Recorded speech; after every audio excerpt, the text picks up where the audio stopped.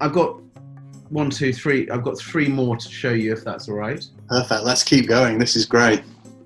There's one watch. I think I'm going to go for the Omega first. Oh, right. Okay. Now, yeah, I mean, this is something that I can't wait to hear about. I'm going to, again, go straight into a screen share. So, Speedmaster. I know it's a rare one. It's an unusual one beyond belief. I wear it from time to time, and some Omega specialists go, "Oh my God, I haven't seen that. Oh, I love that." I'd love to tell you the history of this. I know that I brought it in Japan when I was in Japan. I saw it and I just went, "This is unreal." I love, it's kind of got these wonderful silvery gold subdials. It's one of those dials that you just go, everything is beautiful on it. It came back probably last year. It came back from Omega, from a proper full service. My guys could do it, but I wanted it to go through Omega. It came back and I just went, and that was also amazing. Sending a watch off to Omega, those guys rock stars. I mean, you look at what they're doing, it's so cool. But it's an unusual dial. Now, I'd love to, I can't wait for comments for comments from different people on this, because I know a very small amount. I know that Omega have got, they're wanting to get it out of the archive, but I know a little about it. I know that I brought it in Japan. I know that it is a rare one. I love wearing it because I love that it's a speedy. It's something different. But I'm sure people will go, "Oh my God, I haven't seen that," or some experts will say. But that's what I love, is this is going to be that debatable scenario. And also the other thing is, some experts are truly experts, and when you mentioned two people, James Marks and Paul Maudsley, I mean, true experts. And then there's some other ones that are kind of what I'd call internet experts. And that's the thing, is where I look at this as, I'd love to know more. And so that's kind of why I put it up here, is because I love wearing it. I love having it on that strap. It kind of reminds me, and I look at the colors of it, it's almost like, Thunderball, when they had those yellow and black kind of suit. I kind of love it on that native strap. I know that it should be on another strap, and it came with another strap, and it came with a box and papers and all. But I put it on that strap because I just was like, actually, it works. It looks good. I know the movement's beautiful. I know, I look at the hands and I like it. I love that there's subtle differences. And I think that's the great thing, is it's just an unusual watch. I've noticed over the past few years that the Speedmaster, there's always been a hardcore speedy crew. And probably this will get me shot down in flames, but I guess the facts are that it was somewhat in the shadow of Daytona. But I've noticed over the past couple of years that it really has come into its own as a watch, hasn't it? You look at the case, you look at the flex of the case, you look at how much engineering went into this case. You look at the lugs, and the lugs go like this. They roll in. Yeah, the twisted lugs are great. Now, for me, you said in a technical way, I just go, they roll in, but twisted lugs. I'm like, it's just, everything that goes into the case, even how they punch the back of the cases. You look at how the case is made. It really is that step up. And that where, you compare it with other brands. And I just think to myself, is the Speedmaster is one of those that really is a rock star. And, and it's so nice on the wrist. But saying that, I would say to you is, a ladder bracelet El Primero is absolutely amazing. And you look at the movement, you look at the case, when you look at these, let's say, chronograph, 3 subdial,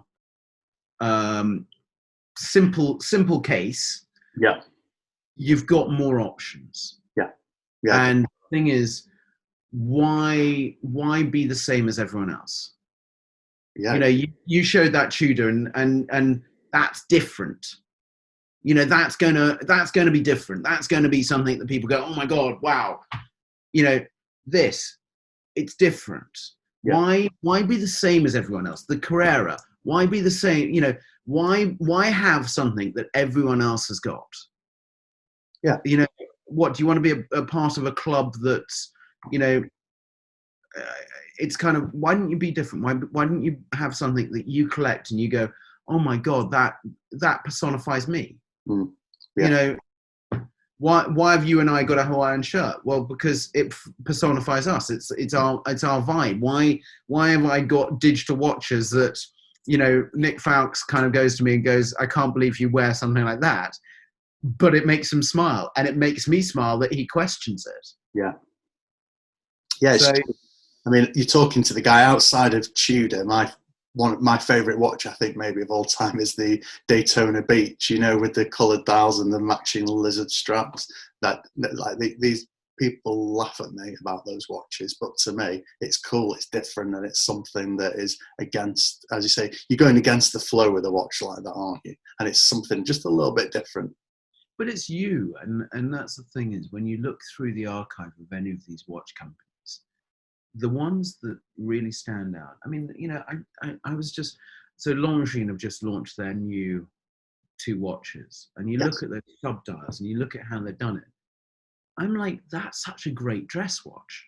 It's so different. And, you know, and then you go like the, I'm about to say it wrong, but is it the cap horn from Panerai? Or the, you know, the titanium, recycled titanium case. Oh yeah. I've forgotten the name of it, but you know, you look at that and you go, God, that's awesome. And you go, I'm going to be that. If you brought that, you'd be different, because not everyone's going to have it. Not everyone's going to be a part of it. Or the Breitling, you know, I spoke about Breitling first off, but you look at what George Kern launched now, and it's totally different. But even like, you know, for my wife, I would love her to have a different gold watch on her wrist if she was going to wear a gold watch. And you look at that Carolina Bucci, AP, mirrored dial, frosted case, and you go to yourself and you go, that is effing cool.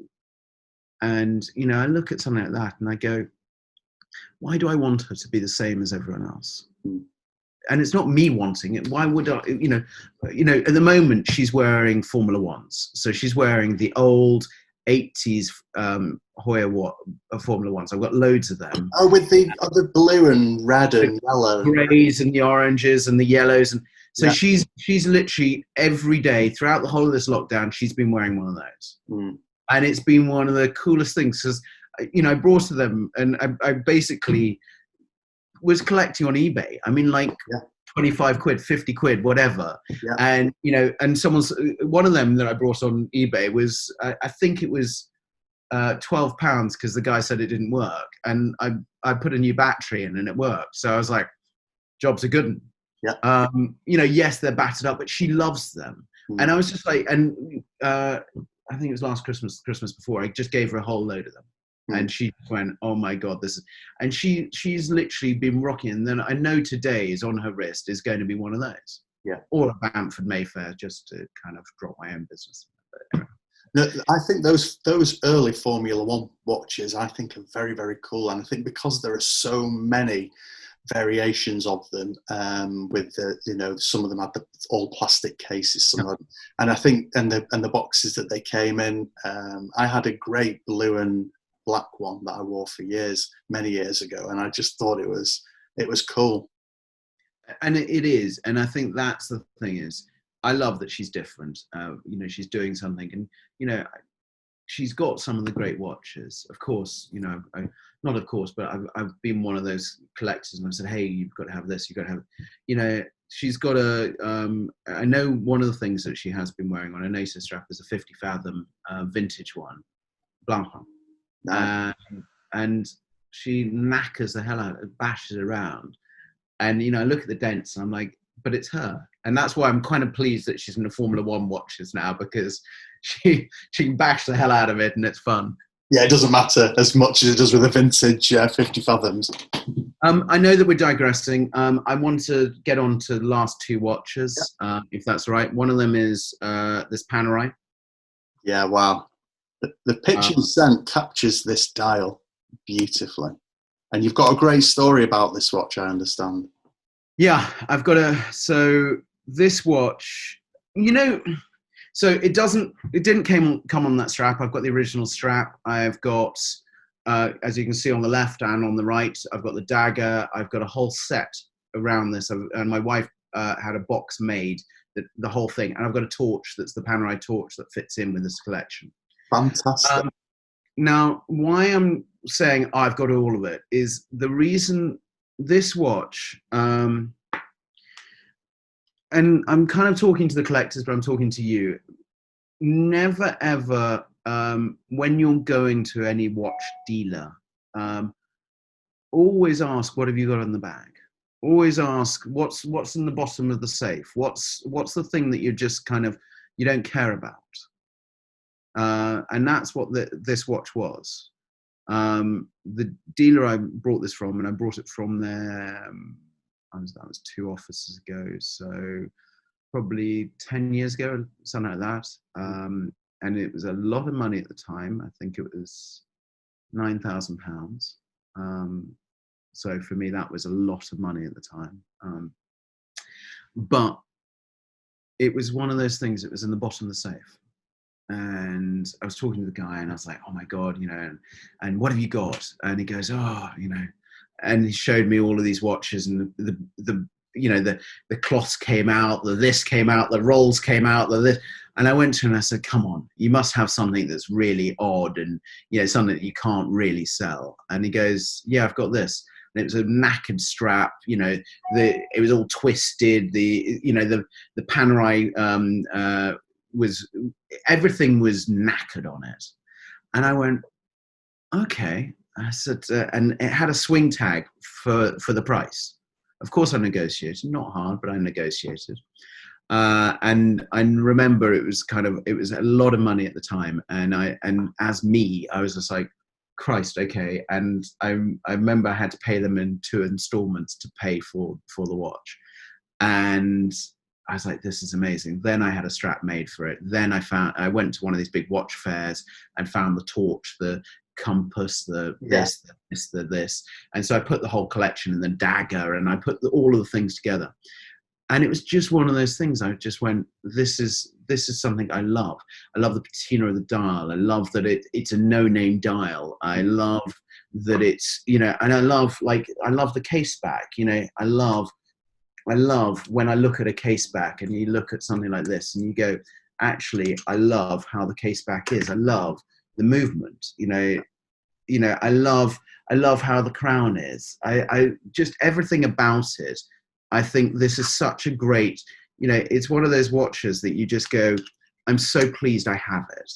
And it's one of those that I wear from time to time. I don't wear a lot, but I love it because it's just something that's kind of cool. And I've put it on a crocodile strap because I think that it matches the aluminous of the sub dials. The hands are a little bit knackered in it, but it is one of those. I love the shape of the case, and I loved the find of it. That was the thing, is finding it in a dealer, finding and that's, if you're going to any dealer, don't I've mentioned Chrono 24. I've mentioned different places to buy this, but you want those rare finds. You want the different dials. I've been addicted throughout the whole of this shutdown to Retro Watch Guy. I don't know if you follow him on Instagram, but I'll check him out. But the craziest, not expensive watches, crazy dials, crazy this.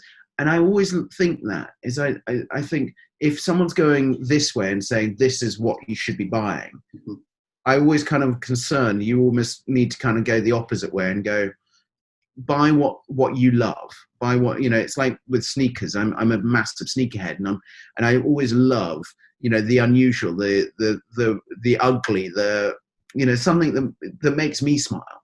Yeah. And that's important, isn't it? And this is a theme that is coming up through this conversation is, kind of, and it can sound glib because it's something that we hear a lot, but it's not something I think people genuinely think about a lot. But buy what you like instead of being obsessed about investment, about resale value, about desirability in terms of the general watch collecting community. It's about buying what makes you smile and what makes you happy. Well, you think about what's happened throughout this lockdown. Do I think that all watch second-hand prices are going to be as strong as where they were? I haven't got a crystal ball, but as what I said to someone recently, I said, look, they could be worth nothing tomorrow, but I'd be happy to have them on my wrist. Yeah. And that for me made me realize, about this, lockdown. Cars, watches, anything, they are assets. Now, are they a noose around your neck and you're going, oh my God, they're worth £10 or £100 or whatever it is? Or are they're things that I actually can enjoy? I don't mind about denting them. I don't mind. And this lockdown has made me realize about that. Now, I've got so many quotes on my wall. I'm just going to swing you around, but you can see my wall of design and desire and things like that. Oh.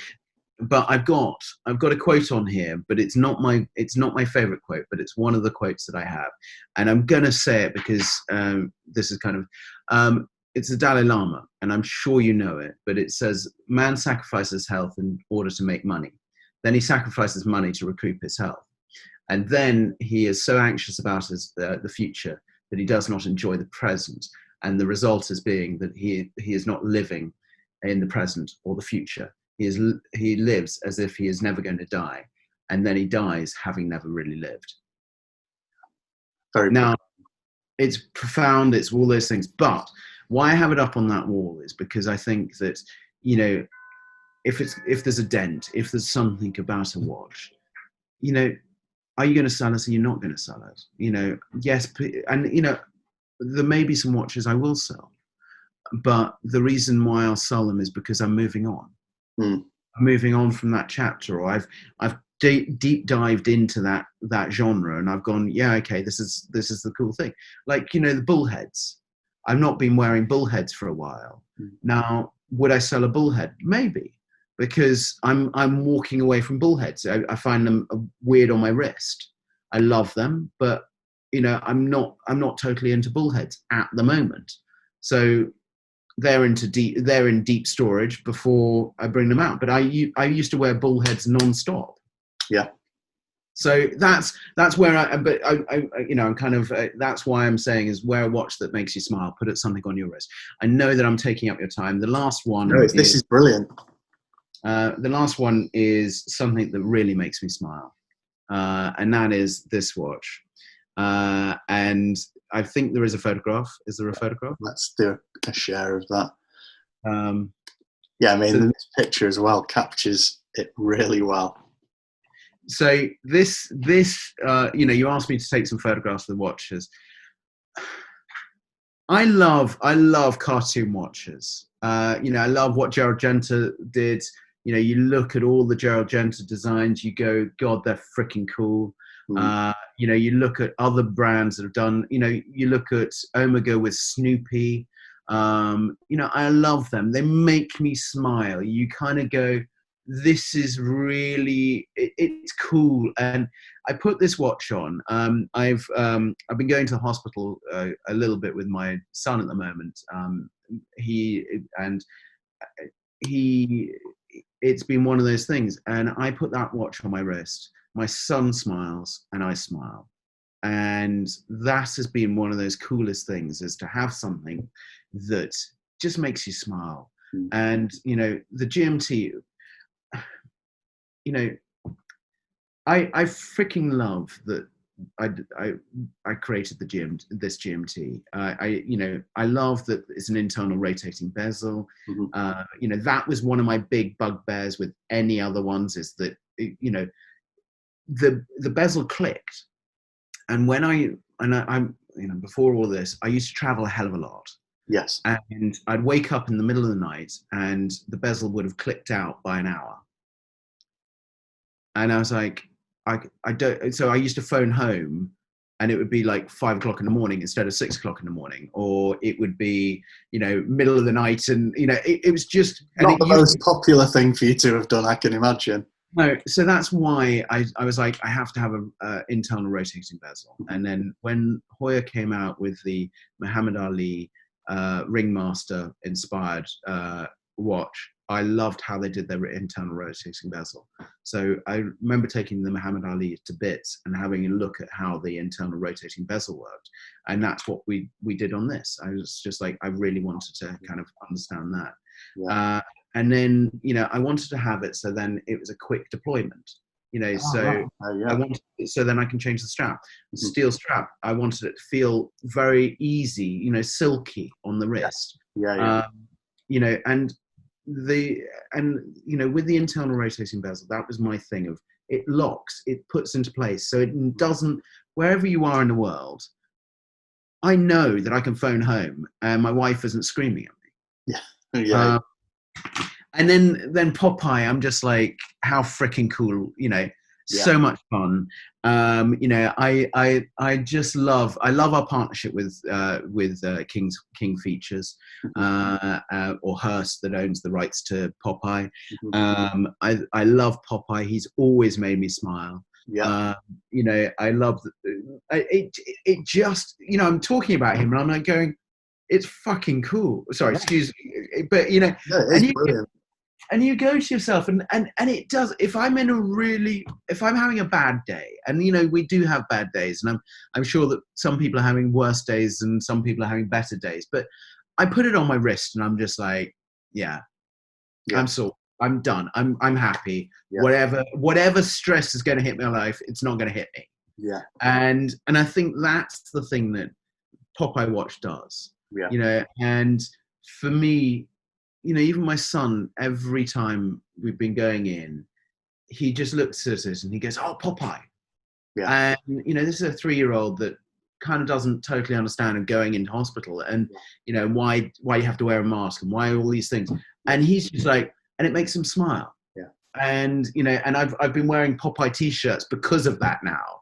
And, you know, and and there's just so many things that have kind of been like Popeye related, because I've just gone, he's made my son smile. The watch made my son smile. It makes me smile. It makes him smile. And that's where I said to you, you know, it's got to make you smile. It's got to be that watch that, you know, you put on your wrist and you go, hey. And do you think you'll be able to get your son to eat spinach because of Popeye? For generations, Popeye's helped parents get their kids to eat spinach. No, I'm going to get something, because I thought my son may do this to me when he's later on. I got funny things in my office. I got loads of gnomes. Clients of mine gave me some gnomes, and they all were swearing at me. So I thought that was kind of the funniest thing. And when someone asks me something like, you know, hey, do you think this? Or I'm like, no, have a look at the gnome. The gnome says no. And the GMT, I mean, you very generously donated a unique one to our auction, which performed incredibly well in our COVID solidarity auction, and that watch was fabulous. And thank you again. But the green and the pink together was such a brilliant colour combo. Again, like you say, great fun. It is, you know, that watch. When you guys asked, and it was oddball, and this pink and green, I don't know. I just love different colors, and we had a prototype bezels. We've got a few prototype bezels. Hey, Lloyd, can you get me 3 of the prototypes? I'm just going to show you. So cool. You know, the GMT bezels. So will you get, is it the Mirage bezel there? So when I show you the bezels, So there's things like, there's what I would say a silver reflective bezel. Oh, nice. And this is, so that is, and I'm giving you a bit of a kind of insight, but this is called Mirage, that's coming out shortly. That's a full silver. Wow, So that's a great looking watch. Steel grain dial with a silver bezel. And this is basically we have, and if I angle my thing down, you can see that there is quite a few GMT. Great color combos there. But your bezel is this one here. Now the watch is ready. This is one for our archive. So what we're doing is we're keeping all the archive pieces. But what's really nice is we've got personalization, and I understand how to build the bezels. I understand how the bezels are done. Mm-hmm. When I talked to you about, there was one thing that I wanted to talk. The Muhammad Ali watch, and I know that you won't be able to see it too well, but this was the key, was the teeth. Okay. And you can see the lock. Can you see that lock of the teeth? Yeah. That's the bezel, but that was the thing of how do you lock it in, and it was how we could get the rotor underneath to move with that bezel. And that was one of our things, was when we were looking at the engineering of it, how do we make it smooth, how do we do this and that, and those are little things that I love geeking out on. I realize I've taken up way too much of your time. You said half an hour, and it's probably about an hour, so sorry. This is great. I mean, there's time stands still on the island, George. It's fine. It's island time is our time. Perfect. Well, I'm so pleased. Is there any questions? Is there anything that you want to kind of talk through on any of those watches, or anything more? Because I feel like I've kind of rabbited for ages. No, it's been brilliant. Thank you. I mean, you've shown us such an eclectic mix of different watches that to me, I think we've covered so much great stuff. It's just been an absolute pleasure to have you here, and thank you for showing us such a diverse range of your watches. And great at the end there to get some previews of soon to be released pieces from your brand. Well, look, Mirage is, it was just something. We've been developing stuff in lockdown, as you know, with the coffee dial, and there's some great pieces there's some great pieces coming out, because I always think, you've got to move forward. You've got to be always moving, because otherwise you stop and that's it. You're done. And so that's where I'm kind of like, and so we've got some great things coming out, but I just wanted to show you something that was different, and I didn't even know it was ready because it's on one of the design guys' desks, and it's just amazing because you look at this and you go, oh my god, that was an idea in lockdown. So that was an idea of like, can we do the silver bezel? Yes, we can. Can we matte it? Because this is a gloss one, that's a matte one. So I wanted it to be less shiny, more. So anyway, I'm pleased to be chatting, and I'm so pleased that you've got that Capri watch on your wrist. Yeah. I'm now kind of thinking to myself is I need to get one of those, and I just love chatting on watches. It's been so freaking cool. It's been amazing to have you here. Thank you so much, George, and I'll look forward to catching up with you soon. Definitely. Well, I would love that, and I hope people like this. I really hope, I hope they don't get bored. I hope that I've taken you on a kind of weird and wonderful journey. I